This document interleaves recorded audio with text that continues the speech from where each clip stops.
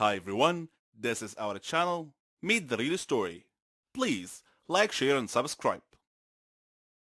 My name is Carl, and I'm 15 years old.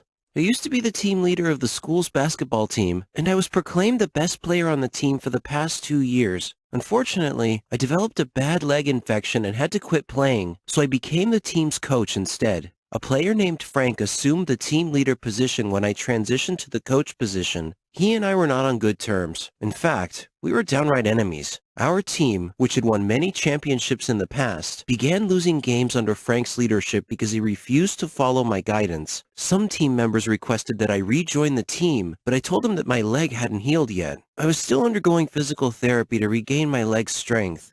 After a few months, I was well enough to start joining the team's practice sessions. The team players all hugged me and were glad to see me getting back into shape to rejoin the team. Except for Frank, that is. Frank was not pleased at all. I saw the hatred in his eyes when he realized I was going to come back and take the team leader position again. He said that I'd been off the team too long to be allowed to return to it as a team leader again. I told him that my infection was something that was beyond my control. He reminded me that there was a school tradition that one could challenge another for the team leader position by a show of bravery, which was to jump from a cliff into a lake below. So he challenged me to make that jump.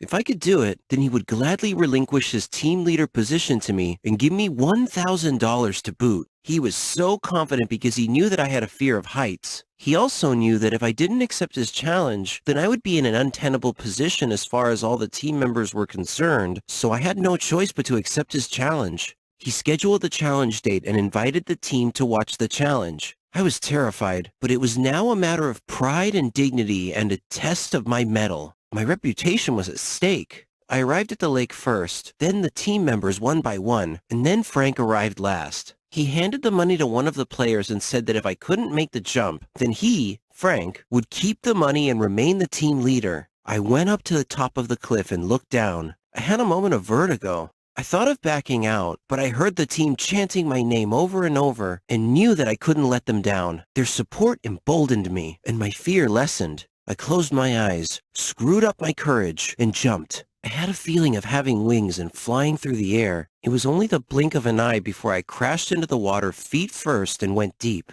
Amazed that I had survived the jump, I began swimming rapidly upwards. When my head broke the surface, I enjoyed the delicious sight of incredulity on Frank's face. So I won the challenge, collected Frank's money, and was reinstituted as a team leader. The team's support gave me the courage to face my phobia and overcome my fear.